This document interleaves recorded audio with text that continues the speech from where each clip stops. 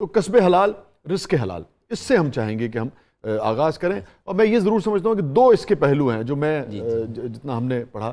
ایک تو دیکھیے جیسے سود ہے، بالکل جسے جب خطبہ حجۃ الوداع کے موقع پہ آقا دو جہاں نے فرمایا کہ آج سے سود بند، اور کہا کہ میں اس لیے اپنے چچا عباس کا بھی جو سود ہے وہ معاف کرتا ہوں. حضرت عباس رضی اللہ تعالیٰ عنہ جو تھے وہ سمجھیے کہ پورا ایک بینک ہے. شاہ صاحب اس وقت اتنا ان کے کاروبار کا سائز تھا. لیکن آپ دیکھیں کیا ویسے ہستیاں تھیں، کیا آقا کی تربیت تھی. وہ بار بار یاد آتا ہے نا کہ وہ فیضان نظر تھا یا کہ مکتب کی کرامت تھی. سکھائے کس نے اسماعیل کو آداب فرزندی. تو فیضان نظر جو ہے وہ کیا چیز ہوتی ہے. آپ نے کہا آج سے سود معاف، اور میں اپنے چچا حضرت عباس کا سود جو ہے وہ معاف کرتا ہوں. تو چچا کیا فرماتے ہیں؟ کہنے لگے سود معاف اور سود کا اصل بھی معاف. کیا ہستیاں، کیا ہستیاں ہیں سر. ایک تو یہ ہو گیا. دوسرا ہے سر ملاوٹ ہے، ذخیرہ اندوزی ہے، چور بازاری ہے، گڑبڑ ہے، رشوت ہے، مال بنانا ہے. دوسرا یہ حرام ہو گیا سارے کا سارا. ایون اپنے کام میں ڈنڈی مارنا جو ہے. یہ دونوں کو ذرا الگ الگ بیان فرما دیجیے. اچھا، بہت بہت شکریہ. کسب حلال میں بنیادی طور پر جو چیز ہے، دو چیزیں ہیں. ایک تو یہ کہ کمانا، اور حلال کا مطلب حلال ذریعے سے کمانا. اب اگر اس طرح دیکھیں تو بہت ساری چیزیں، جیسے ابھی آپ نے سود کا ذکر کیا، سود جو ہے وہ حلال نہیں ہے. اسی طرح غبن، چوری، ڈاکہ، دھوکہ، دجل، یہ سب ذخیرہ اندوزی، یہ حلال. ملاوٹ، رشوت، یہ بس وہ تو حدیث میں باقاعدہ آیا نا کہ تم نے اگر صحیح فریش گندم کے ساتھ اگر گیلی گندم جو ہے وہ بیچ دی تو تمہارا کوئی تقویٰ جو ہے، تقویٰ صرف ریش مبارک جو ہے وہ بڑھانے کا نام نہیں ہے. تقویٰ تو ہے یہی کہ معاملات میں انسان جو ہے وہ کیا کرتا ہے. کسب حلال کی بنیاد جو ہے وہ صداقت ہے اور امانت ہے. کہ جو آپ نے بیچنا ہے اس کی عیب بتا کے بیچیں، خوبی بتا کے نہیں. سبحان اللہ، سبحان اللہ. اور ہمارا جو سسٹم ہے بدقسمتی سے وہ خوبیوں کو چھپا کے مال بیچنا. بالکل درست کہہ رہے ہیں. یہ بھی کسب حلال میں جی بالکل درست کہہ رہے ہیں. دوسرا یہ ہے کہ سود کیوں جنم لیتا ہے. حضور صلی اللہ علیہ وسلم جس طرح منشیات جو ہیں یہ بھی، یعنی اگر آپ کاروبار کر رہے ہیں نشہ کا اور آپ سمجھ رہے ہیں کہ میں بڑی محنت بھی کر رہا ہوں، تو یہ حلال نہیں ہے، کیونکہ اس سے معاشرے میں یعنی فساد پھیلتا ہے. بالکل ٹھیک. اسی طرح سود جو ہے، جب نبی محترم صلی اللہ علیہ وسلم ہجرت کر کے مدینہ تشریف لائے تو اس وقت 4 منڈیاں یہودیوں کی موجود تھیں، یعنی ٹریڈنگ سینٹرز تھے جہاں کاروبار ہوتا تھا. آپ نے اس کاروبار کا حصہ نہیں بنے. آپ نے جہاں حرم نبوی کی بنیاد رکھی وہاں ساتھ ہی منڈی ایک خیمے میں قائم کی، اور حرم اور منڈی یعنی ٹریڈنگ سینٹر دونوں کو حرم کی کیفیت دی کہ جو رزق حلال کماتا ہے اس کا مقام جو ہے وہ صادقین کے ساتھ ہے، صدیقین کے ساتھ ہے، شہیدین کے ساتھ ہے، صالحین کے ساتھ ہے. اور دیکھیں تو ہمارے تمام انبیاء کچھ نہ کچھ کماتے تھے، اور اسی لیے دیکھیں رزق حلال عین عبادت ہے. اب یہ چونکہ اس قدر ہم پڑھتے ہیں کہ ہم اس کی اہمیت اور اس کی جو فصاحت اور بلاغت ہے اس سے غالباً بھول چکے ہیں. اور پھر دوسری جو چیز ہے، یہ چھوٹی سی جو منڈی ٹریڈنگ سینٹر مسلمان حضور صلی اللہ علیہ وسلم نے اپنے دور میں قائم کیا، اور بڑی ایک اچھی آج کل ایک کتاب آئی ہے 7th سینچری مدینہ اکنامکس. ہمارے دوست ہیں منیر احمد صاحب، انہوں نے بہت پیاری کتاب لکھی اور اس دور کا سارا یعنی معاشی منظر پیش کر دیا ہے، اور سارا اس یعنی ماڈرن اکنامک ٹرمز میں بیان کیا ہے. یہ نہیں ہے کہ ہٹ کے سود کیا ہے، لیبر کیا ہے، اس طرح کی چیزیں. اب جب وہ منڈی قائم ہوئی تو یعنی یہودیوں نے آ کے اس کی رات کے وقت تنابیں کاٹ دیں. تو حضور صلی اللہ علیہ وسلم نے یہ نہیں کہا کہ اب ہم یہودیوں کی منڈی میں جائیں گے، انہوں نے کہا کہ آج سے منڈی اوپن لگے گی. ٹھیک ہے.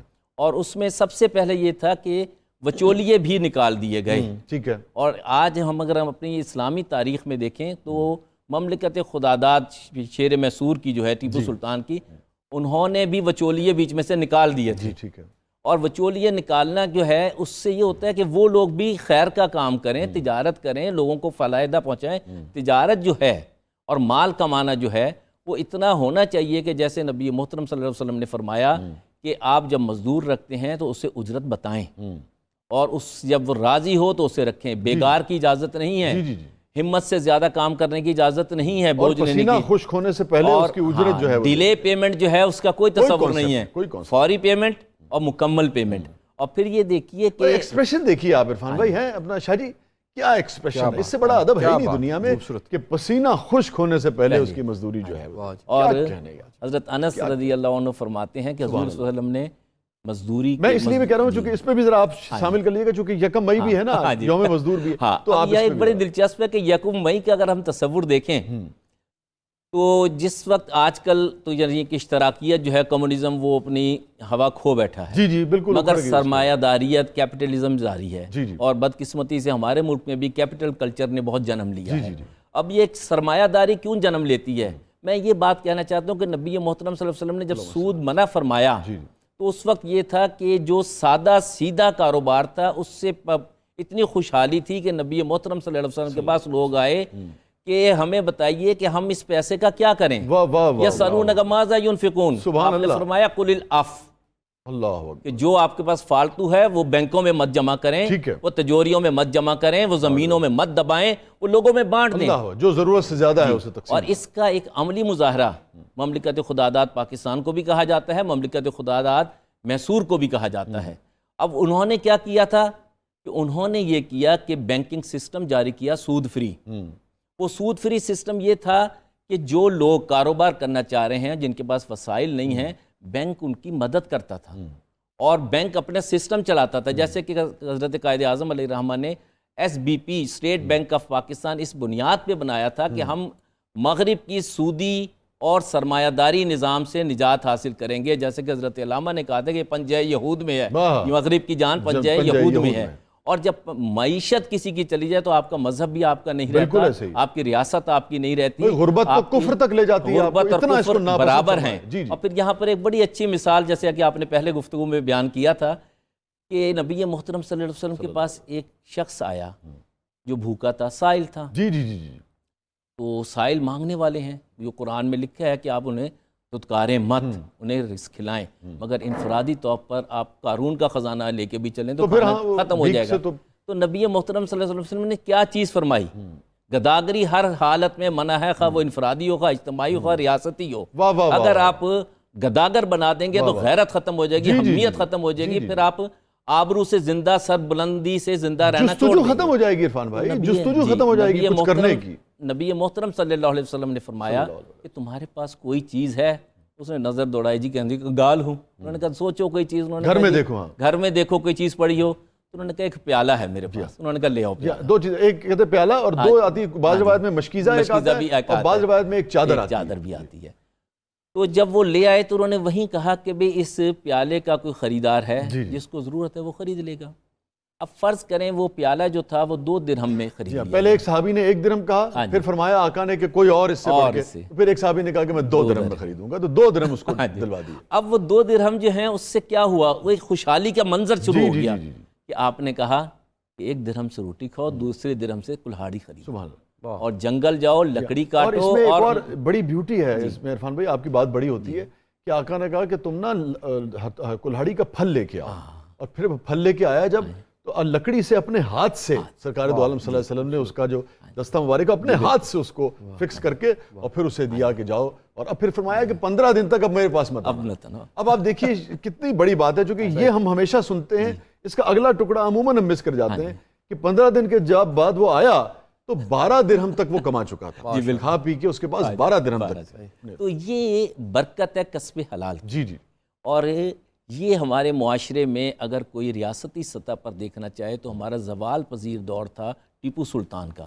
ان کی ریاست کا منظر دیکھیں جو تقریباً 60 سال کی ہے، 40 سال تقریباً رہی ہے، باپ بیٹے کی سلطنت، اور انہوں نے وہ معیار قائم کیا تھا کہ لیبر اینڈ ویجز اور بر وقت یعنی ادائیگی۔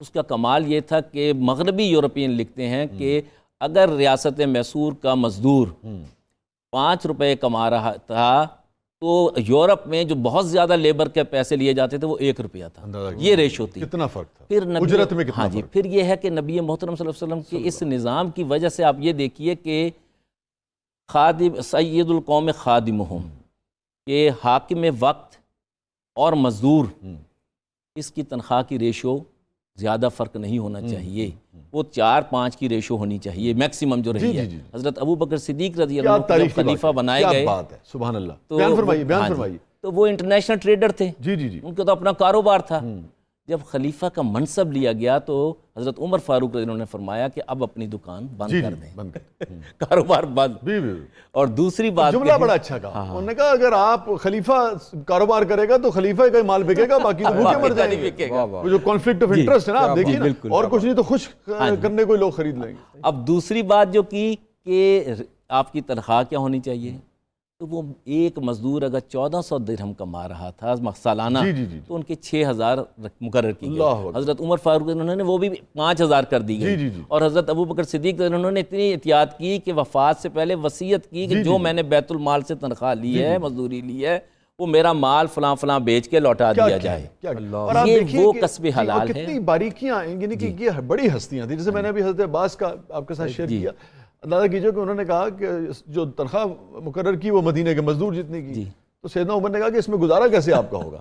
تو آپ نے یہ نہیں کہا میں اپنی تنخواہ بڑھا دوں گا، آپ نے کہا میں مزدور کی تنخواہ بڑھاؤں گا، نہیں ہوگا تو پھر اس کی بڑھاؤ، پہلے اس کی بڑھے گی، بعد میں خلیفہ وقت کی بڑھے گی۔ اب میں یہاں پر وہی قل العف کا جہاں تک تعلق ہے، جب انہوں نے آ کے سوال کیا کہ ہمارے پاس دولت ہے تو ہم کیا کریں، انہوں نے پیسے سے پیسہ نہیں بنایا، اللہ اکبر، انہوں نے سود کا کام نہیں کیا، وہ خرچ کر دیا یتیموں پہ، مسکینوں پہ، اور کاروبار جو کمزور تھے ان کو کاروبار کرایا، جس کی مثال ٹیپو سلطان کے بینک کی اور ہماری ایس بی پی کا یہ کام تھا، ریگولیٹری اتھارٹی تھی اور بزنس چلانا تھا، بیت المال کا کردار تھا اسٹیٹ بینک کا پاکستان کا، اور یہ دنیا میں واحد پاکستان ملک ہے جس کا اپنا اسٹیٹ بینک ہے، باقی امریکہ، یورپ، یہ رشیا کسی کا اسٹیٹ بینک نہیں ہے۔ یہ وہ روایت ہے جو نبی محترم صلی اللہ علیہ وسلم نے کسب حلال کے لیے کی تھی، وہ جاری ہونی چاہیے۔ بدقسمتی سے ہم نے اس کو بدل دیا ہے، مگر جی آپ کی بات کریں۔ جی جی بدل دیا، آپ مکمل کر لیجئے پھر مجھے بریک پہ جانا۔ اچھا، پھر دوسرا یہ ہے کہ سرپلس منی ہوگی تو سود کا کام ہوگا۔